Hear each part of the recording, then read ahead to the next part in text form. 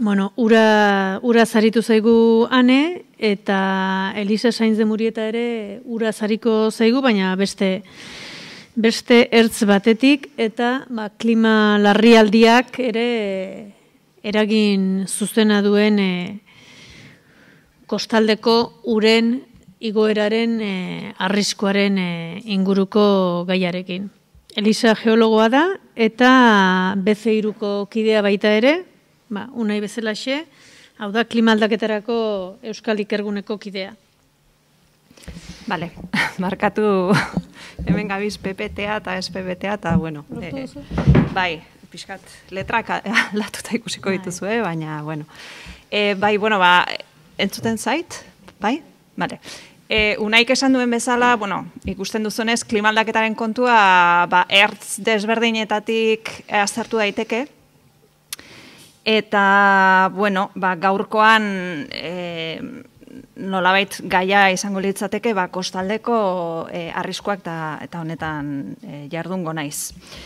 Beti gustatzen zait, hasieratik hastea, eta, bueno, agian hemen daukagun publikoari oso igual ez da beharrezkoa, baina, bueno, gustatzen zait beti nasak daukan bideotxo labur hau erakustea. Bertan ikusiko duguna da, nolabait, temperaturen bilakaera mundu osoan zehar, ikusten duzuenez,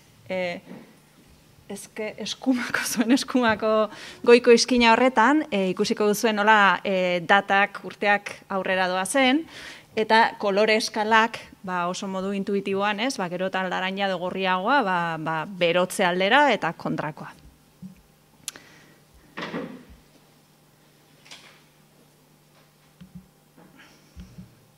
A ver. Pues es. Bai. Vale. Bueno, orduan, bueno, ikusten duzu, goiko izkina horretan nola urteak aurrera doa zen, eta nola temperaturak, bueno, urtez urte aldatzen dijoa zen, hau garrantzitsua da, horregatik klima aldaketaz ari garenean beti hitz egiten dugu epe luzeko aldaketetaz, eta ez eguraldiaz, ez datorren neguan zer egingo duen, baizik eta serie luzeak, aztertzen ditugu. Baina joerak, nahiko argiak dira ikusten duzuenez.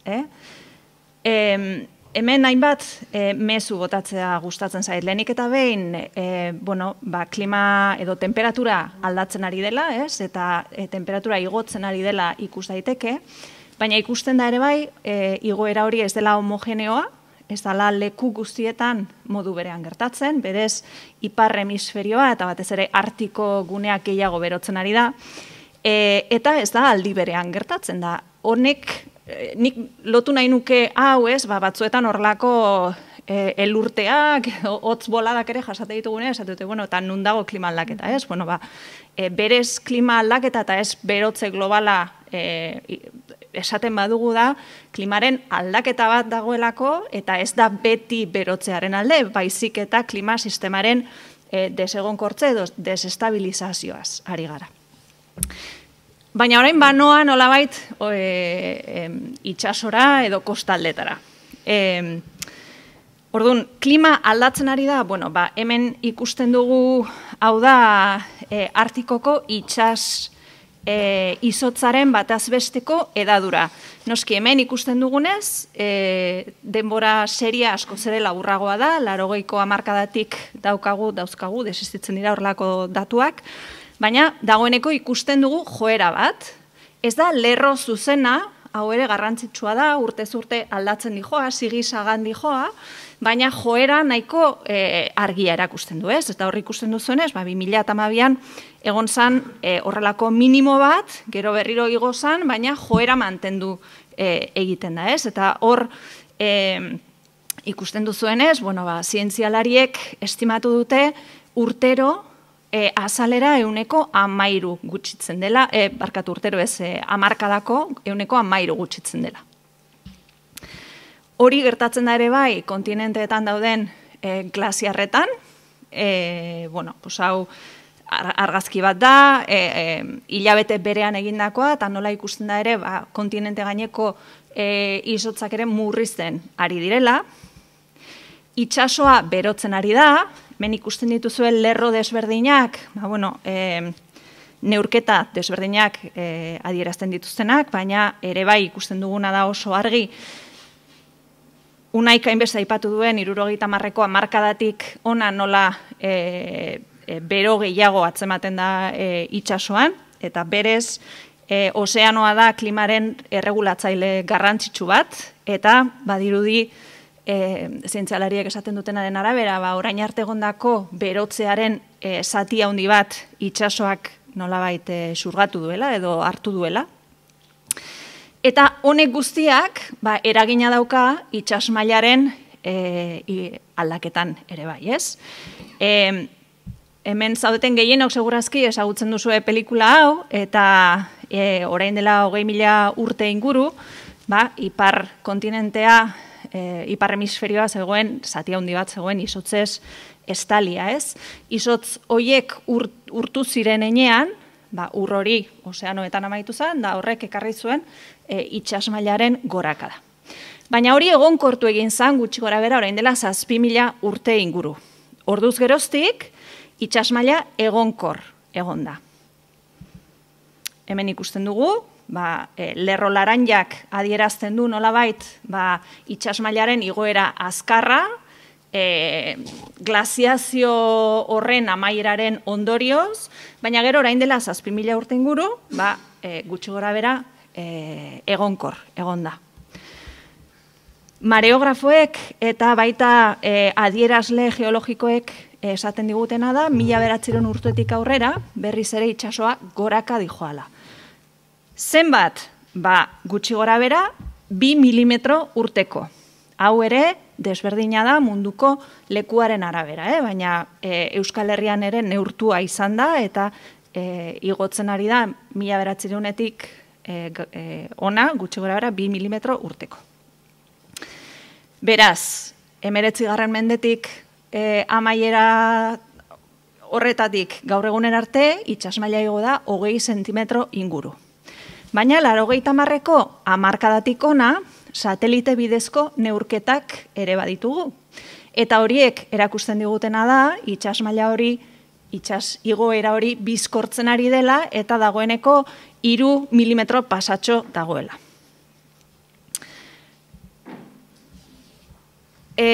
Erakutsi izkizuet evidentzia batzuk, klimaren adierazle batzuk, aldagai batzuk nola aldatu zioan diren, baina agian hurrengo galdera izango litzateke zergatik aldatu diren, ezta? Agian prozesu natural baten atzean gaudelako. Bueno, ulertu behar dugu lehenengo, zer da lurraren klimaren atzean dagoena, edo zer rol jokatzen duen atmosferak, ez? Hau guztiok ikasi dugu eskolan, berotegi efektua, eta atmosferari esker lurran bizitza sortu da, eta temperatura tarte gutxi gorabehera atseginak ditugu, ez? Zergaitik atmosfera horretan berotegi efektuko gasak daudelako, eta gas horiek xurgatzen dute eguzkitik datorren beroa edo irradiazioa. Gertatu izan dana da, gas horiek handituz joan direla atmosferan, euren kopurua, euren kontzentrazioa handitu joan da atmosferan, beraz, gas gehiago dago, xurgatzen duena eguzkitik datorren irradiazio hau. Bueno, zenbat handitu da kontzentrazio hau? Hemen daukagu, CO2-aren kontzentrazioaren irudi bat, gutxi gorabehera, azken 2000 urtekoa.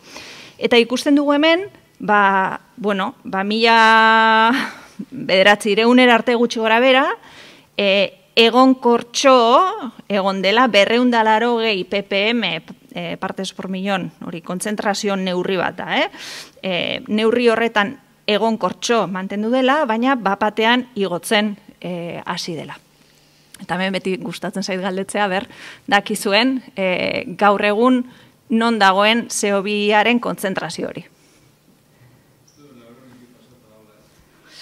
Bueno, hortxe, hori da. Bale?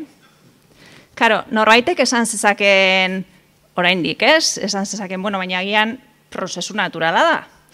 Eta orduan, erakusten dut beti irudi hau, ez? Azken 200.000 urteak, eta bertan ikusten duguna da, temperatura aldaketak eta CO2 kontzentrazioan aldaketak. Eta oso argi ikusten da, pareko dijoa zela, ez? Temperatura goian dagoen eremu hori deitzen da interglaziala, orain ere horrelako periodo edo epe beroan edo epelean bizi gara, eta lehen aipatu dizuedan glaziazio hori, egongo litzateke, arantxo horretan, arantxoak dira glaziazioak. Eta ikusten duzuenez, modu naturalean lurraren klima aldatu joan da, milaka urteetan zehar, eta tartekatu joan dira, epe hotzak eta epe beroak. Orduan, norbaitek esan zezaken beno, igual, ez, oraindik berotze prozesu horretan gaude. Hemen, indarra jarri nahi dut karbono dioksidoaren kontzentrazio lerro horretan, azken 650.000 urteetan, eta gero, badaude beste datu batzuk haratago doazenak oraindik, CO2 kontzentrazioa ez da inoiz 300 ppm-tik igo, eta oraintxe bertan ikusi dugu, dagoeneko 220 ppm-era iritsi dela aurten. Nola, edo zein izan da CO2, edo berotegi oroar, berotegi efektuko gasen iturria? Batez ere, egin handi baten, gehiena erregai fosilen bidez sortutako isurpenak dira.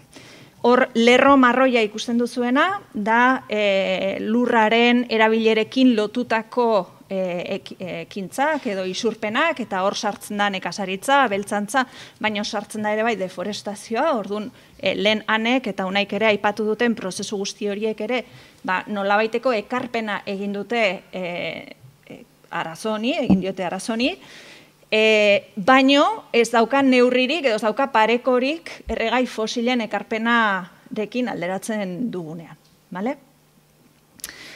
Bueno, itzuliko naiz kostaldera, orain, zeintzuk dira aldaketa hauek guztien eraginak kostaldean zehazki, ez? Lehenik eta bain esan behar dugu, kostaldea orokorrean mundu osoan zehar, azaleraren 2% baino ez dela. Bertan, mundu osoko populazioaren 10% kontzentratzen da. Eta, hiri handien, mega hirien bieren, lehen unaik aipatzen zituen hiri horiek, ez dakit fijatu zareten, baina horietako asko eta asko kostaldean kokatzen ziren, hiri handien bieren kostaldean kokatzen dira. Eta, dagoeneko, badakigu, muturreko gertakarien ondoriozko kalte ekonomikoak iaia bikoiztu egin direla. Gaur egun, bikoiztu egin dira. Beraz, hemen ez dira bikoiztu bakarrik klima aldaketa dagoelako, baizik eta gure plangintza eta gure garapen sozioekonomikoaren ondorioz ere gertatu da kalteen handitze hori zergaitik. Segurazki beharrez genuen lekuetan eta ziur nago guztioi etorriko zaigula herriren bat Euskal Herrian edo beste leku batean, non ibaietatik edo kostaldeko eremuetatik oso gertu jarri ditugun etxe bizitzak edo industriak eta bar, eta hor arriskuan dauden guneak, ez? Orduan, esan dut, orain arte eragile nagusia izan da garapen sozioekonomikoa, baina aurrikusten dena da etorkizunean klima aldaketak rol handia jokatuko duela kalte ekonomiko hauetan. Euskal Herrian ere, Euskal Kostaldean, hauek datuak erkidegokoak dira. Populazioaren 60% bertan kontzentratzen da, kostaldean kontzentratzen da, eta aktibitate ekonomikoen 30% ere bai. Iparralden ziur nago, igual portzentai hauek handiagoak direla, Lapurdin ere kontzentratzen baita populazioaren egin handi bat, ez? Eta aztertu genituen, horri ikusten dituzuen herri hauetan itsas maila nola aldaziteken, eta ikusi genuena izan zen, mende amaierarako agertoki desberdinak ditugula, orain azalduko dut. Baina, nolabait lehen unaik aipatu duen Parisko akordio horri erantzungo bagenio itsas maila 45 zentimetro inguru igoko da, baina geure lanak egiten ez baditugu, 60 sentimetrora iritsi ziteken, eta hori bataz bestez. Vale? Zer esan nahi dut? Bueno, pues badaudela hor probabilidade distribuzio batzuk, eta hauek dira bataz besteko balioak, baino aukera txikiagoak daude ere bai, datu hauek handiagoak izatea. Zer esan nahi dut, etorkizunean aukera desberdinak ditugula esaten dudanean? Bueno, modelo desberdinak erabiltzen ditugu, bai modelo klimatikoak, bai modelo sozioekonomikoak, ikusteko zer gerta daiteken etorkizunean. Zeren arabera? Bueno, isurpenen arabera, horrek baldintzatzen duelako klima aldaketaren seinalea nolakoa izango da, baino baita ere garapen sozioekonomikoaren arabera. Eta hor, oso garrantzitsua da ulertzea, eta hemen nire optimismoa, edo nahiko aipatzen zuen optimismo hori, ez? Karo, azken boladan, elkarrizketaren bat egin diatenean, beti esate diate, bueno, garaiz gaude, hau gelditzeko, eta eske, nola esango dute ez? Zenbat lan daukagu egiteko gure aurrean, eta zenbat gauza daude gure esku aldatu ditzakegunak. Honekin ez dute esan nahi, ziur nagoela gauzak primeran egingo ditugunik, baina eske esaten badut, honek ez daukala konponbiderik ez dugu ezer egingo. Eta lehen erakutsi dizuedan, temperatura mapa horren arabera, badakigu, ez maparen arabera bakarrik, baina badakigu dagoeneko munduko bataz besteko temperatura 1,1 gradu igo dela. Eta pentsa dezakezu ez, gradu bat, ez da hainbesterako, udan pixka goxoago egoteko, ez? Eta hemen, bueno, pues, hartu diot simil hau Catherine Hayhoe zientzialaria, Estatu Batuetako fisikariari, eta berak esaten du, klima aldaketa dela, edo temperatura igoera hau dela, sukarra izatea bezala, ez? 36,5 gradu daukagu gure gorputzean, temperatura horretan dago gure gorputza, eta gradu bat igotzen denean, sukarrakin hasten gara, ez gaudela oso ondo, ez? Eta seinale bat da gainera gure gorputzak ematen digun seinale bat, infekzio bat edo gaixotasun bat zabaltzen ari dela gure gorputzean, ez? Bueno, gradu hau, orain aipatzen dizuen gradu hau gauza bera da, ez? Karo, gauzia zer da, gorago igotzen bada temperatura, gero eta kalte handiagoak garatu daitezkela, ez? Orduan, egin dezakegu, gure esku dago gauza asko egitea, eta gainera egin behar dugu baldin eta mantendu nahi badugu temperatura horri 2 gradutik bera, bale? Bueno, enroiatu egin naiz pixka bat, baina itzulitak itsasmailaren igoerari, gauzia da, ez dakigula zehazki gure lanak egingo ditugun edo ez ditugun egingo. Gure lanak oso ondo egingo baditugu, bueno, itsasmailak jarraituko du bide bat, bale? Gure lanak egiten ez baditugu, berotze horrek eragingo ditu aldaketa batzuk, espantsio termikoarekin erlazionatuta, baino baita ere, glaziarren ekarpena handiagoa, Antartidaren desestabilizazioa, Groenlandiarena eta eta itsasmaila asko handiagoa izan daiteke. Beraz, etorkizuna tarte zabal baten mugitzen da. Ez dakigu zehazki zer gertatuko den, baino badakigu joerak zeintzuk diren lanak egiten ditugun arabera edo ez. Eta horrek zenolako eraginak izan ditzake gure kostaldean? Bueno, pues, argazki hau agian ezagutuko duzue, baina herria ziur nago ezagutuko duzuela. Hau 2014ko denboralea da, eta ikusten ari garena da, itsasmaila gora doan heinean, bertan gertatzen diren muturreko gertakari guztiek, eragina handiagoa izango dutela kostaldean, bai? Gainera ikusten ari gara ere bai, gertakari horiek gero eta maizago gertatzen ari direla. Eta klima aldaketaren seinalea nagusitzen ari dela hainbat horrelako gertakarietan. Irakurtzen nuen aste honetan, klima aldaketarik egon ezean, lehen erakutsi duzun bero bolada hori Ipar Amerikan gertatutakoa, ez litzatekela gertatuko, ez? Behintzat gure mende honen baitan, ez? Orduan, bueno, klima aldaketaren seinalea gero eta presenteago dago horrelako gertakarietan. Ez dezagun ahaztu, naik ere eta hanek ere hitz egin dute hegoaldeari buruz. Gu bizi gara leku privilegiatu batean. Inpaktuak jasango ditugu, baina ez dira izango hilala biziko edo migratzeko moduko inpaktuak segurazki. Eta batez ere, lanak aurrera doazen heinean. Baina leku askotan, eta hau da Pasifikoko uarte estatu askoren kasu, hau Kiribati da, dagoeneko marea igotzen den bakoitzean, bertan lehen etxe bizitzak zeuden lekuetan, ura bertaraino iristen da, ez? Beraz, ez dezagun ahaztu, klima aldaketaren, unaik ere ondo aipatzen zuen, ardura partekatua, baina desberdinduan, batzuek ere gehiago sufritzen ari direla eta sufrituko dutela etorkizunean.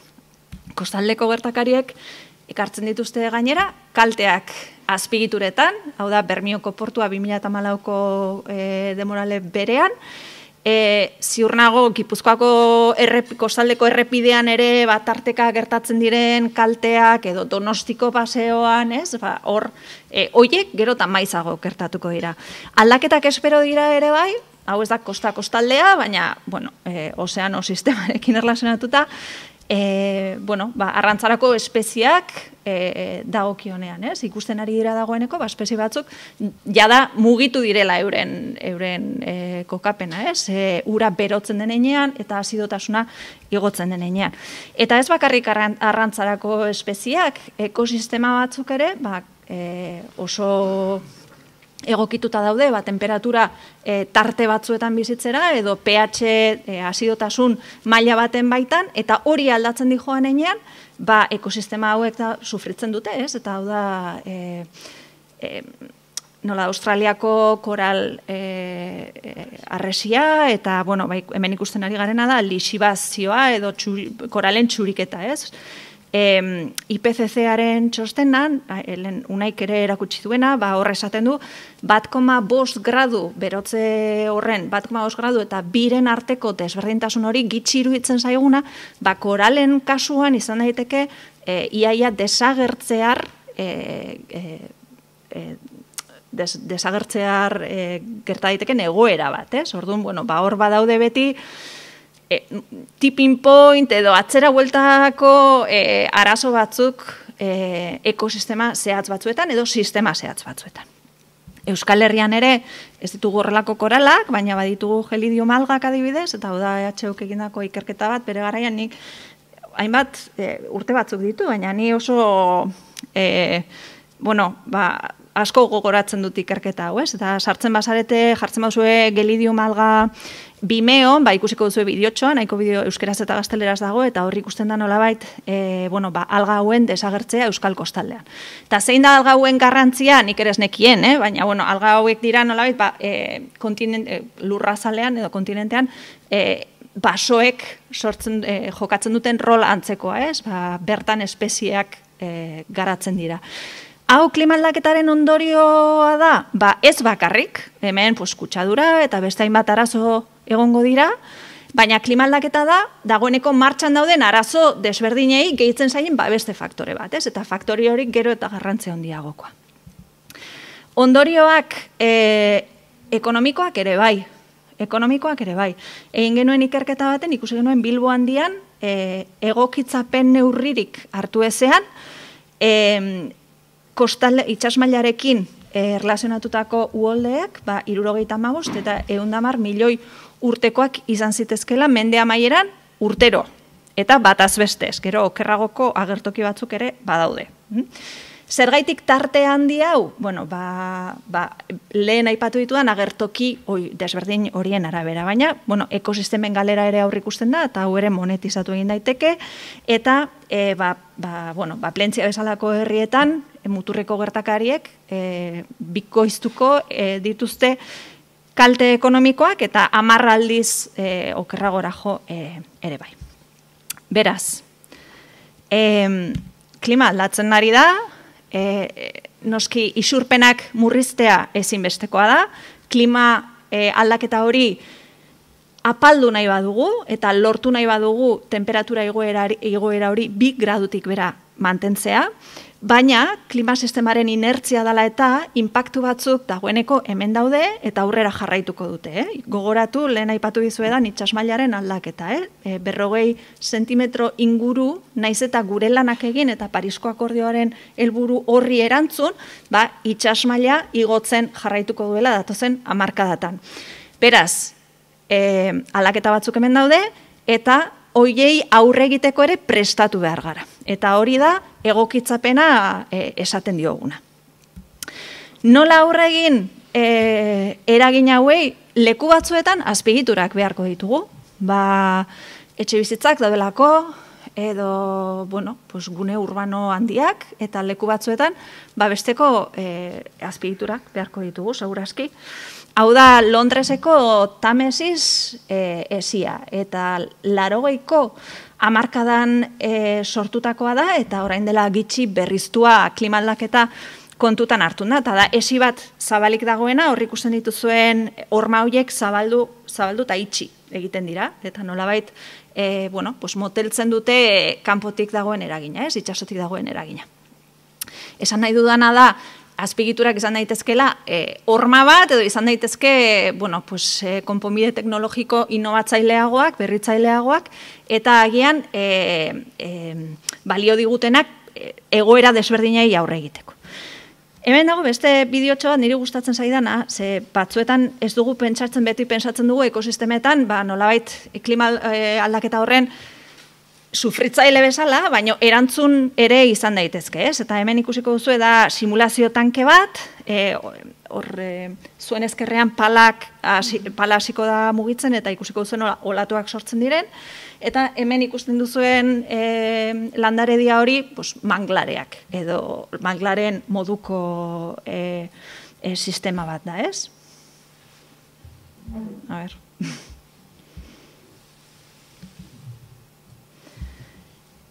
Orduan, hor ikusten duzuen ez da, horrelako gertakari bat olatuei aurre egiteko batez ere balio du. Lehenengo manglarek sufritzen dutela, baina atzean dagoen landarediak babesten duela kostaldea, ez? Guk ez ditugu manglareak, baina baditugu padurak, adibidez, ez? Eta garai batean, asko desagertu dira, edo murriztu dira, hau da Urdaibaiko itxasadarra, eta hemen daude hobekien kontserbatuta dauden padurak edo sistemarik handiena, eta padurek badaukate gaitasuna sedimentua atrapatzeko eta euren altuera topografikoa igotzeko, ez? Beraz, itxasmaila, tarteko itxasmailari aurre egin diezaioken neurri naturala da, ez?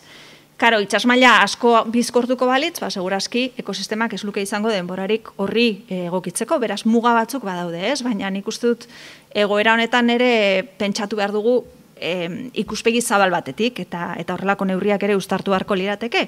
Eta ez da ni bakarrik esaten dudana hori, Holandarrek historia ikargarria daukatela uholdei aurre eginez, horrelako Room for the River, edo egin lekua ibaiari horrelako neurriak orain dela, 15 urte hasi ziren martxan jartzen da egin zutena da, paduretan edo horrelako itxasadarretan lekua eman zioten ibaiari, ez? Eta horrek murrizten ditu uholdeak ere bai. Bestelako neurriak, hau da Kopenhageko plana, hemen kaltea ez da kostaldekoa, baina, mantendu dut adibidea gustatzen zaidalako nolabait deitzen diogu konponbide malguak edo, ez? Badauka funtzio bat euri jasabortitzaz dagoenean, izan daiteke parke bat, umeak jolastu daitezke, paseatu dezakezu, eta horrek beste funtzio bat hartzen du horrelako euri jasabortitzak daudenean, ez? Eta pilatu egiten du edo hartu egiten du gehiegizko urremari hori, eta ura ez da iristen alboko eraikinak kaltetzeari. Horrelako sistemak ere pentsak genitzake kostalderako ere bai, hau da, ez pentsatu bakarrik hormetan edo azpiegituratan, pixkat berritzaile izan eta horrelako neurriak ere pentsatu, ez? Hemen plangintza urbanoa gakoa izango da, hemen oso garrantzitsua izango da, nola planifikatzen dugun geure herriak, geure hiriak, eta orokorrean lurralde antolamendua, eta hemen lotzen dut anekotatako mezuarekin ere bai, ez? Ikuspegi zabala izan behar dugu, urarena, bioanistasunarena, klimaldaketarena eta arriskuena ere bai, eta plangintza non kokatzen dugun zer, hori berrikusi behar dugu, ez? Eta, gizartearekin lotutako emergentzia neurriak, edo, pandemian orain Marshall Plan hori egon den bezala, horrelako gertakari, muturreko gertakariak, edo galerak daudenerako ere, prestatu egin behar gara, eta sistema finantzieroa prest egon behar da. Hemen ikusten duzue bikoten nagusi bat, ez? Eta hemen ere mezua izan behar du, gehien sufrituko dutenak gure gizartean ere bai, ez bakarrik orokorrean, dira, urrakorragoak diran talde horiek, ez? Nagusiak edo integratze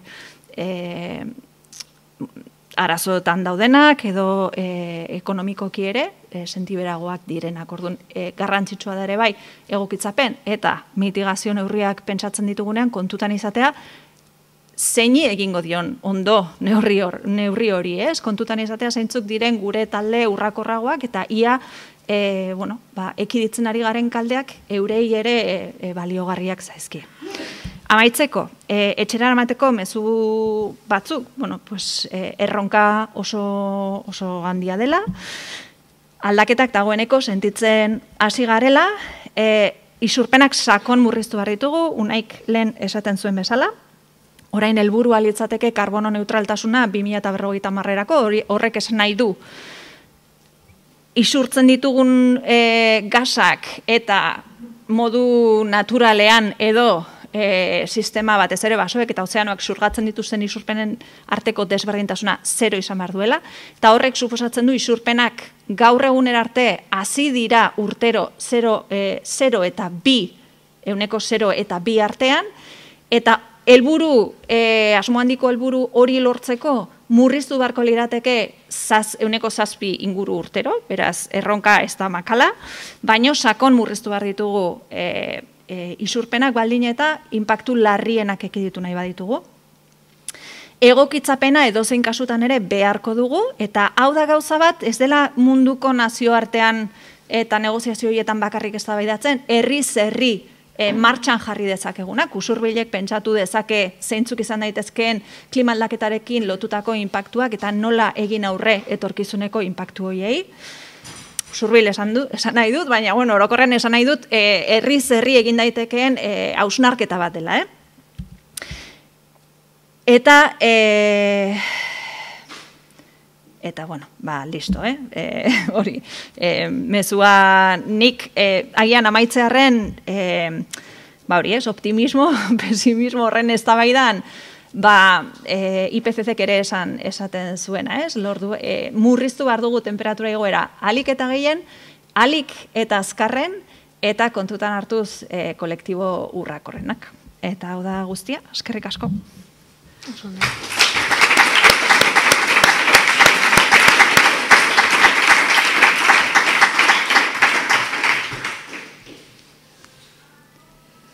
Inork galderarik edo?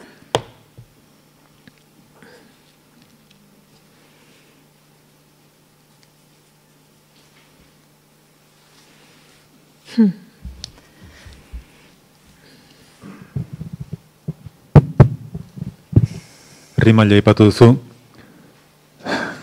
Ze herri da gehien kezkatu beharko lukena Euskal Kostan?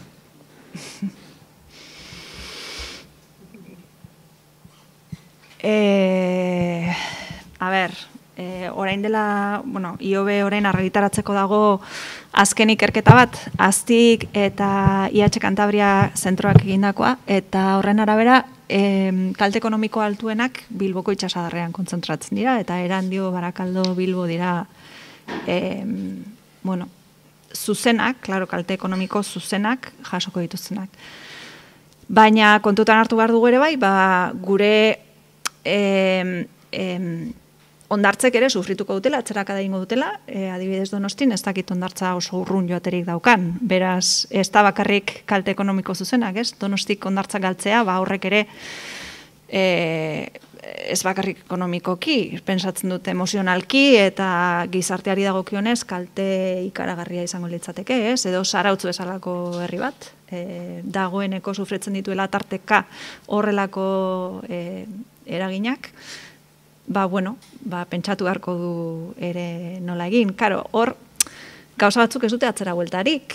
Esan nahi dut, horretxeak daude ondartzaren parean, ez? Eta horrela bezala bestein bat lekuetan. Orduan, etorkizunari begira, nik uste dut garrantzitsuna litzatekela da, arriskua esan ditzea. Eta kontutan hartu, klimaldaketak uholde arriskua handituko duela, zeintzuk dira gune urrakorroiek, eta bertan, pentsatu behar dugu, hor ezin dala esen egin. baldin eta arriskoan ditu nahi ez badugu, ez? Ezer egin eta deseraiki? Munduko leku askotan planteatzen den neurri bat da. Karo, agian beharko da, baldin eta gure mitigazio lanak egiten ez baitugu, eta metro bateko igoera baldin badaukagu mende amaieran. Baina asko daukagu egiteko hori baino lehen, ez? Nik uste dut orain pentsatzea eraikinak bota behar ditugula, ez dakit sozialki onargarria den neurri bat da, Eta hemen ere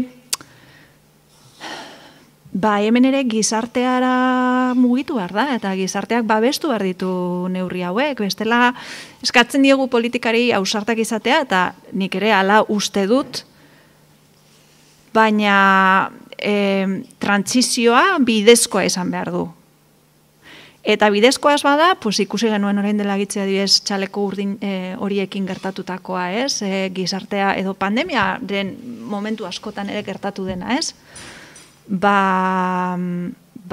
Ez du izango gizartearen oniritzia, eta hor gatazkak sortu daitezke. Orduan nik uste dut planifikatu behar dela trantsizioa, eta ikusi behar dela zeintzuk diren trantsizio horren galtzaile eta irabazleak, eta saiatu galtzaile horiek atzean gera ez daitezen, ez? Eta hau da oso lema orain asko entzuten duguna, baina eskegia da.